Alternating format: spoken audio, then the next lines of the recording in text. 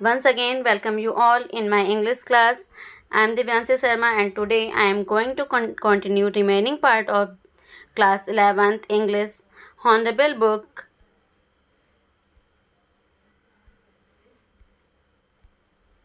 chapter first, The Portrait of a Lady, which is written by Kuswant Singh.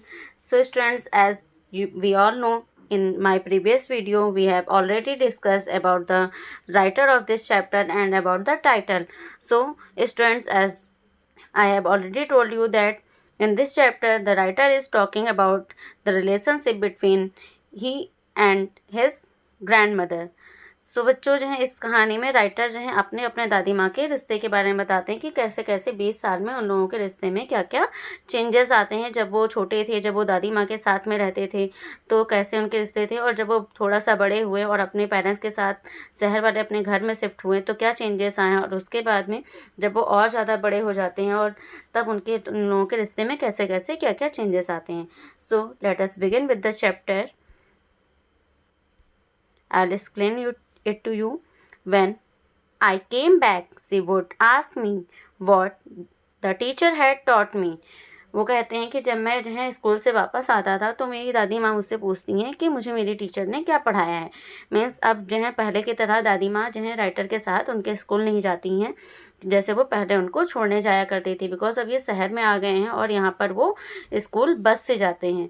तो जब writer जो है school से वापस आते हैं तो उनकी दादी माँ उनसे पूछती हैं कि उनके टीचर ने उन्हें क्या पढ़ाया है। I would tell her English words and little things of western science and learning the law of gravity, Archimedes principle, the word begin round etcetera. तब राइटर उनको बताते हैं कि उन्हें इंग्लिश वर्ड्स कुछ बताए गए हैं, वेस्टर्न साइंस पढ़ाया गया है और लॉ ऑफ ग्रेविटी मतलब गुरुत्वाकर्षण का नियम, आर्किमिडीज सिद्धांत और ये सारी चीज़ें उनको पढ़ाई गई हैं। दिस मेड हर अनहैप्पी, जिससे दादी माँ थोड़ा सा उदास हो जाती हैं। She could not help me with my lesson, क्यों उदास हो जाती हैं? क्योंकि अब वो उनकी पढ़ाई में उनकी मदद नहीं कर पाती हैं। She did not believe in the things they taught at the English school and was distressed that there was no teaching about God and the scriptures. She did not believe in the things, वो इन चीज़ों में विश्वास नहीं करती थी जो चीज़ें अब उनके राइटर को इंग्लिश स्कूल में पढ़ाई जा रही थी। वॉज डिस्ट्रेस्ड, जिससे वो बहुत ही ज़्यादा परेशान हो जाती हैं। डिस्ट्रेस मीन्स पेंड, मीन्स परेशान हो जाना, दुखी हो जाना। And that there was no teaching about God and the scripture, क्योंकि जो है जैसे पहले जब राइटर जिस स्कूल में जाते थे वहाँ पर उन्हें भगवान के बारे में पढ़ाया जाता था और धार्मिक किताबों के बारे में किताबें पढ़ाई जाती थी, भगवान के बारे में बताया जाता था। लेकिन अब क्या है, इस स्कूल में इनको ना ही भगवान के बारे में बताया जाता है और ना ही धार्मिक किताबें पढ़ाई जाती हैं। तो इससे क्या होता है, जब राइटर की दादी माँ को ये बात पता चलती है तो थोड़ा सा उदास हो जाती हैं। One day I announce that, एक दिन जब राइटर ने उन्हें बताया कि we were begin being given music lesson, कि उन्हें जो है म्यूज़िक लेसन पढ़ाए जाएंगे। सी वॉज वेरी डिस्टर्ब, तब वो बहुत ही ज़्यादा परेशान हो गई। To her music had led association, क्योंकि उनके लिए जो म्यूज़िक था वो असभ्य लोगों का जो है कि संगति जैसा होता था। एसोसिएशन मीन्स जुड़ाव एंड लेड मीन्स वल्गर, मतलब जो है जो अच्छे जो हैं लोग नहीं होते हैं, मतलब अच्छा उस टाइम पे म्यूजिक को अच्छा नहीं माना जाता था। अब आप लोग तो इस बात से बहुत ही ज़्यादा शॉक्ड हो रहे होंगे कि ऐसा क्या था कि म्यूज़िक को अच्छा नहीं माना जाता था। तो ये पहले की थिंकिंग है, पहले के टाइम पे ये माना जाता था कि संगीत वही लोग करते हैं जो अच्छे परिवार से बिलोंग नहीं करते हैं। लेकिन अब तो आप लोग इंडियन आइडल और इन सब में इंटरेस्टेड हैं, आप लोग खुद ही डांस करते हैं, तो आपको जो है म्यूजिक बहुत ही ज़्यादा अच्छा लगता है। मतलब अब इस टाइम पे ऐसी कोई धारणाएँ नहीं रह गई हैं, अब इसे एज अ आर्ट कंसीडर किया जाता है और एक अच्छा सम्मान भी दिया जाता है। लेकिन उस टाइम पे इनकी दादी माँ को जब ये पता चलता है कि अब इनके स्कूल में म्यूज़िक के लेसन पढ़ाए जाएंगे तो इनको बिल्कुल भी अच्छा नहीं लगता है। It was the monopoly of harlot and beggar and not men for gentle folk. इनके हिसाब से, इनकी दादी माँ के हिसाब से जो है ये क्या होता था कि केवल जो है भिखारियों के लिए होता था और जो असभ्य लोग होते थे उनके लिए होता था। मोनोपोली मीन्स एकाधिकार, वंस एक्सक्लूसिव राइट मतलब जिनका स्वयं से उन पर पूरा अधिकार होता है, और ये भिखारियों के लिए होते हैं। Not mean for gentle folk मतलब ये अच्छे लोगों के लिए, जो लोग अच्छे परिवार से होते हैं उनके लिए संगीत नहीं होता है। उनके लिए मतलब दादी माँ की उनकी ये सोच थी कि संगीत केवल वही लोग जो है पढ़ते हैं जो लोग जो है भिखारी होते हैं या वो असभ्य होते हैं, वो अच्छे नहीं होते हैं, उन लोग जो हैं ही म्यूज़िक जो है का लेसन पढ़ते हैं। सी सेड नथिंग उन्होंने कुछ भी नहीं कहा, but her silence meant disapproval लेकिन उनकी शांति से उन्हें पता चल जाता है कि वो सहमत नहीं है कि वो म्यूजिक सीखें। She rarely talk to me after that इसके बाद में उनकी दादी माँ उनसे बहुत ही कम बात किया करती थी। मतलब अब जब उन्हें ये पता चला कि अब जो है राइटर जो है म्यूजिक सीख रहे हैं तो इस बात पे कुछ भी नहीं कहती हैं, बिल्कुल चुप रह जाती हैं, लेकिन उनकी शांति से वो समझ जाते हैं कि वो इस बात से एग्री नहीं कर रही हैं। और अब क्या था, अब दादी माँ राइटर से बहुत ही ज़्यादा मतलब बहुत ही कम बातें किया करती थी। When I went up to university अब जब राइटर जो है यूनिवर्सिटी जाते हैं, I was given a room of my own तब राइटर को उनका स्वयं का एक रूम दे दिया जाता है। The common link of friendship was snapped तब उनके बीच का जो है जो एक रिश्ता था, एक मित्रता थी, वो भी ख़त्म हो जाती है। स्नैप मीन्स ब्रोकन मीन्स टूट जाती है, उनकी जो मित्रता है वो भी ख़त्म हो जाती है, बिकॉज अब तो राइटर बिल्कुल ही सेपरेट और उनसे दादी माँ से बिल्कुल ही अलग रहने लगते हैं। My grand mother accepted her seclusion with resignation अब उनकी दादी माँ जो है अपनी जो है एकांकीपन को और अलगाव को बिल्कुल ही शांति से स्वीकार कर लेती हैं। She rarely left her spinning wheel to talk to anyone वो बहुत ही कम ही जो है अपने स्पिनिंग व्हील को छोड़ती थी किसी से भी बात करने के लिए। स्पिनिंग व्हील क्या होता है? चरखा जिसमें जो है सूत काता जाता है, मत मीन्स एक ऐसा जो है पहिया जिसमें जो है पहले के टाइम पे लोग ऊन धागे से धागा बनाया करते थे, जो है वो जो है उस चरखे को ही घुमाया करती थी और बहुत ही कम किसी से बात करती थी। मतलब हाथ से धागा बनाने वाली जो मशीन होती है उसे स्पिनिंग व्हील बोलते हैं। From sunshine to sunset she sat by her wheel spinning and reciting prayers. Sunrise means सुबह होने से और सनसेट मीन्स सूर्यास्त होने तक, मतलब सुबह से शाम तक वो क्या करती थी, अपना स्पिनिंग व्हील को घुमाती रहती थी और प्रेयर करती रहती थी। मीन्स हाथ से धागा बनाने वाली मशीन पे धागा बनाती रहती थी और प्रेयर को रिसाइट करती रहती थी, मीन्स प्रेयर करती रहती थी। Only in the afternoon she relaxed केवल क्या होता था, दोपहर के समय में ही वो थोड़ा सा आराम करती थी। For a while to feed the sparrow और उस समय वो स्पैरोज को भोजन कराती थी। While she set in the veranda breaking the bread into little bit 100 of little birds collected round her creating a veritable bedlam of chirping। और क्या होता था, दोपहर के समय जब जो है वो थोड़ा सा आराम करती थी, आराम करने के टाइम पे वो क्या करती थी, स्पैरोज़ को बरामदे में आके बैठ जाती थी और वहाँ पर स्पैरोज़ को वो जो है छोटे ब्रेड के टुकड़े बना के स्पैरोज़ को खिलाती थी। और कम से कम 100 of little birds 100 से ज़्यादा भी छोटी छोटी जो है बर्ड्स वहाँ पर आ जाती थी और वो उनके साथ वो दाना जो है खाने, वो ब्रेड खाने के लिए आ जाया करती थी। Some came and pursued on her legs, other on her shoulder, some even sat on her head. She smiled but never shooed them away.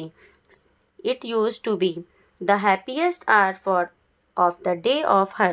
अब क्या होता था कि कुछ पक्षी जो हैं उनमें से आके जो हैं उनके कंधे पे बैठ जाते थे, कुछ उनके जो हैं पैर पे बैठ जाते थे, लेकिन जो है वो कभी भी मतलब उनको कुछ उनके सिर पे बैठ जाते थे, लेकिन वो हमें इस बात से बहुत ही ज़्यादा खुश होती थी और वो उनको कभी भी भगाती नहीं थी।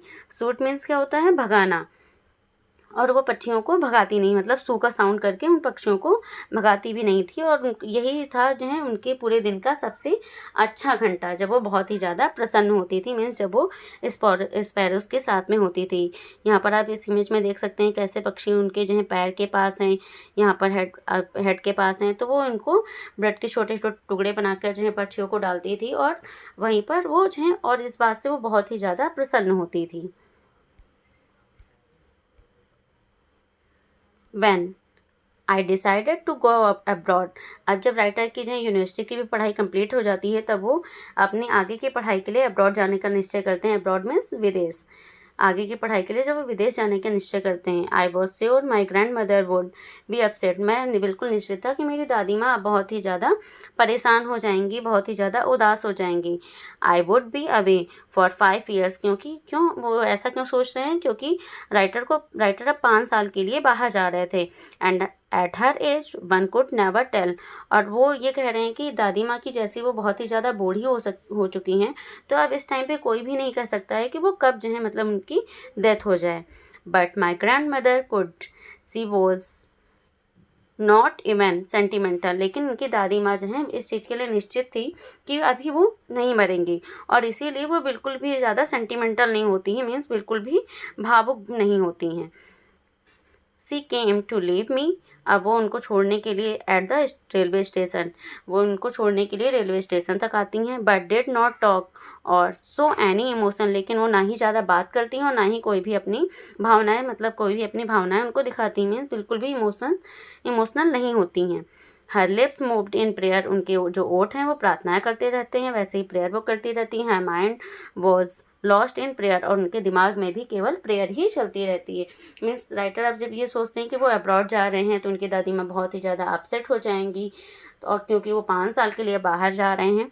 और जब जैसा कि दादी माँ बहुत ही ज़्यादा बूढ़ी हैं तो वे कहते हैं कि अब ये कोई नहीं कह सकता है कि इस एज पर वो कितने टाइम तक जिंदा रहेंगी। लेकिन दादी माँ इस चीज़ के लिए बिल्कुल ही निश्चित थी कि अभी वो नहीं मरेंगी, और इसीलिए वो बिल्कुल उदास भी नहीं होती हैं। वो उनको रेलवे स्टेशन पर छोड़ने आती हैं, ना ही उनसे ज़्यादा बातें करती हैं, ना ही इमोशनल होती हैं। और वैसे ही हमेशा की तरह जैसे वो प्रेयर करती रहती थी वैसे ही वो प्रेयर करती रहती हैं, और उनका दिमाग भी उसी प्रेयर में बिल्कुल लगा रहता है। Her fingers were busy telling the beads of her rosary. और उनकी जो फिंगर हैं वो वैसे ही बीट्स ऑफ रोजरी, मतलब उनकी जो पवित्र माला है मंत्र जाप करने वाली, उसकी बीट्स मोतियों को वो वैसे ही घुमाती रहती हैं। Silently she kissed my forehead. और शांति से वो उनकी फोरहेड पर किस करती हैं। And when I left I cherished the most imprint as perhaps the last sign of physical contact between us। और जब वो जो हैं जाने वाले होते हैं तो दादी माँ बिल्कुल शांति से उनके फोरहेड पे किस करती हैं, और यही उनके लिए cherished means held as dear. और यही उनके लिए सबसे ज़्यादा प्रिय टाइम होता है, सबसे ज़्यादा यादगार पल होता है जब उनकी दादी माँ उनके चेहरे पर जो है उनके फोरहेड पर किस करती हैं। मोस्ट मीन्स तो वेट मीन गीला जो प्रिंट उनके फोरहेड पे पड़ता है वो उनके लिए बहुत ही ज़्यादा प्रिय होता है, लविंग होता है। क्योंकि जो है उनको ये लगता है कि शायद दादी माँ अब जब वो वापस आए 5 साल के बाद में तो वो उनको ना मिलें। Perhaps the last sign of physical contact between us. शायद ये उनके बीच का जो है ये अंतिम जो है रिश्ता होगा, ये अंतिम याद होगी। But that was not so. लेकिन ऐसा नहीं होता है। After 5 years I came back home and was met by her at the station. और जब वो, लेकिन ऐसा कुछ नहीं होता। वो सोचते हैं सर जब हम वापस आएंगे तो दादी माँ नहीं होंगी, लेकिन ऐसा नहीं होता है। जब वो 5 साल के बाद में आते हैं तो दादी माँ जो है उनको घर में ही मिलती हैं, और वो उनको स्टेशन पर लेने भी आती हैं। आई केम बैक होम, जब वो घर आते हैं, and was met by her at the station, तब वो दादी माँ से स्टेशन पर मिलते हैं। She did not look a day older. और उनको देखकर ऐसा नहीं लग रहा था कि जैसे वो एक दिन भी अब बड़ी हुई हों। मीन्स वो जितनी बूढ़ी थी पहले से अभी भी वो उतनी ही बूढ़ी हैं। She still had no time for words. और उनके पास अभी भी बिल्कुल पहले जैसा ही माहौल है कि उनके पास बिल्कुल भी बात करने का टाइम नहीं है। And while she clasped me in her arms. और जब तब क्या होता है वो उनको जो है सिर्फ अपने गले से लगा लेती हैं। क्लैप्स्ड मीन्स आलिंगन करना, एम्बेरस्ड, उनको अपने गले से लगा लेती हैं। I could hear her reciting her prayers. तब वो जब उनको गले से लगाती हैं तब वो केवल उनके जो है वैसे ही प्रेयर की रिसाइटिंग की आवाज़ को सुनते हैं। Even on the first day of my arrival. यहाँ तक कि ये उनका पहला दिन था जब वो वापस आए थे। Her happiest moment were with her sparrows whom she fed longer and with furious rebuke. In the evening a change came over her. She did not pray. और क्या था, ये उनका जो है पहला दिन था जो है वो बहुत ही ज़्यादा मतलब प्रसन्न थी, और वो जो है आज अपने जो है स्पैरोज के साथ ही उनको भोजन कराती हैं वैसे ही विद अ फ्यूरियस रिबूक, और उनको बहुत ही ज़्यादा प्यार से वो डांटती हैं, बहुत ही ज़्यादा प्यार से डांटती हैं। Furious rebuke means lightly heart touching scolding, मतलब बहुत ही प्यार से उनको वो डांटती हैं। Rebuke means scolding and furious means lightly और हार्ट टचिंग। और अब शाम को क्या होता है कि अभी तक तो वो बिल्कुल ऐसी जैसी वो पहले थी वैसी ही थी, लेकिन अचानक से शाम में उनमें थोड़ा सा चेंज हो जाता है, और वो क्या करती हैं, शाम को प्रेयर नहीं करती हुई दिखाई पड़ती हैं। और जो कि क्या था, राइटर के लिए थोड़ा सा सरप्राइजिंग था कि ऐसा कैसे हो गया कि दादी माँ उनकी प्रेयर नहीं कर रही हैं। She collected the women of neighbourhood, वो अपने पड़ोस की सारी औरतों को इकट्ठा करती हैं। Got an old drum and started to sing, और वो पुराना अपना एक ढोल ले आती हैं और गाना गाना स्टार्ट कर देती हैं। For several hours she thumped the sagging skin of the dilapidated drum and the sack of the home coming of warrior। और वो जो है बहुत ही देर तक थम मीन्स होता है बीट बजाना, और सैगिंग मीन्स लटका हुआ, मीन्स वो अपने जो है गले में जो है वो ड्रम को रखती हैं, और वो दो मतलब ड्रम ऐसा है जो दोनों साइड से बजाया जा सकता है, मीन्स ढोल, तो वो उसे बजाती रहती हैं और तेज तेज से गाने गाती हैं। होम कमिंग वॉरियर्स के मतलब योद्धाओं के गाने गाती हैं। We had to persuade her to stop to avoid over straining, हम लोग जो है उनको जो है जाके रोकने की कोशिश करते हैं कि वो और ज़्यादा जो है ना जो है गाएं, ना ज़्यादा मेहनत करें। Over straining means over doing something, means उनको और ज़्यादा इससे जो है करने से वो रोकने की कोशिश करते हैं। That was the first time since, यह उनके जीवन का पहला समय था, मीन्स राइटर के बाद सामने का ये पहला समय था। I had known she did did not प्रे, जब से वो उनको जानते थे तब से उनका पहला टाइम था जब वो देखते हैं कि वो प्रार्थना नहीं कर रही हैं, और वो क्या कर रही हैं, ड्रम बजा रही हैं और तेज तेज से गाने गा रही हैं। तो ये अचानक से उनके सडन चेंज था जो बिल्कुल ही ज़्यादा अनएक्सपेक्टेड था उनके लिए। The next morning she was taken ill, तो अगले सुबह क्या होता है कि राइटर की जो दादी माँ हैं वो बीमार हो जाती हैं। It was a mild fever, बहुत ही हल्का सा बुखार होता है। The doctor told us that it would be go, और डॉक्टर इनसे कहते हैं कि बुखार जो है बहुत ही हल्का हो, जल्दी वो ठीक हो जाएंगी। But my grand mother thought differently, लेकिन इनकी दादी माँ का जो है विचार था वो कुछ थोड़ा सा अलग था।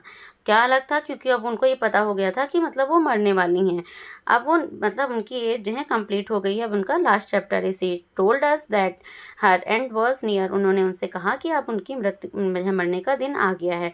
She said that since only a few hours before the close of the last chapter, कि उनके जो है जीवन का अंतिम चैप्टर खत्म होने का टाइम आ गया है। Of her life she had omitted to prayer, she was not going to waste any more time talk to us। अब वो अपने जीवन का जो भी बचा हुआ समय है वो प्रेयर में लगाना चाहती हैं, और इन लोगों से बात करने में वो अपने जीवन का बिल्कुल भी समय वेस्ट नहीं करना चाहती हैं। omitted means to leave out, उनसे कहते हैं तुम लोग यहाँ से चले जाओ, और मैं जो है अपने जीवन का जो बचा हुआ समय है उसे प्रेयर में लगाना चाहती हूँ, और बिल्कुल भी तुम लोगों से बात करने में अपने जीवन का समय को हम अपने समय को वेस्ट नहीं करना चाहते हैं।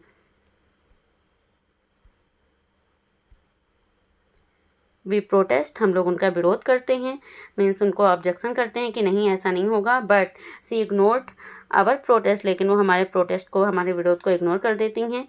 सी ले peacefully in bed praying and telling her beds, वो शांति से अपने बेड पर लेट जाती हैं और जो है वैसे ही बेड से माला से अपना मंत्र जाप करने लगती हैं।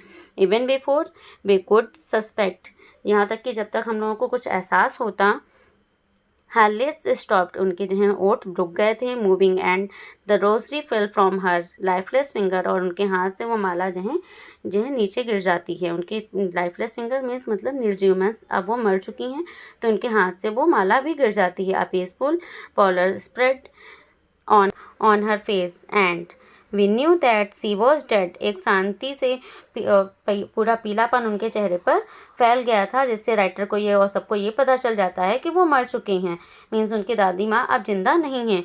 पॉलर मीन्स पीलापन।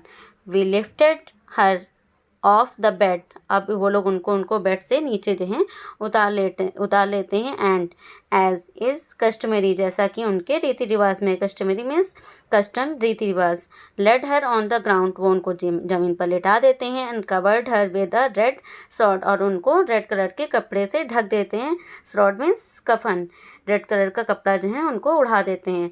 Sword cloth spread over a dead body, एक ऐसा कपड़ा जो मृत इंसान को उड़ाया जाता है उसे श्रॉड बोलते हैं। After a few hours of morning, कुछ समय तक दुख व्यक्त करने के बाद, मतलब शोक में डूबे रहने के बाद, we left her room her alone to make arrangements, वो उनको कुछ समय के लिए जो है अकेला छोड़ देते हैं और to make arrangements for her funeral, उनके दाह संस्कार के लिए उनको जो है अरेंजमेंट्स करने के लिए कुछ समय के लिए वो लोग उनको अकेला छोड़ देते हैं। In the evening we went to her room, और शाम को जब वो उनके रूम में पहुंचते हैं, with a crude structure to take her to be cremated, एक क्रूड मीन्स मतलब खुरदरा, स्ट्रक्चर मीन्स जिस पर डेड बॉडी को ले जाया जाता है उनके दाह संस्कार के लिए, उनके अंतिम संस्कार के लिए, वो जो है उनके रूम में जो है खुदरे से स्ट्रक्चर के साथ में जब पहुँचते हैं तो वो क्या देखते हैं,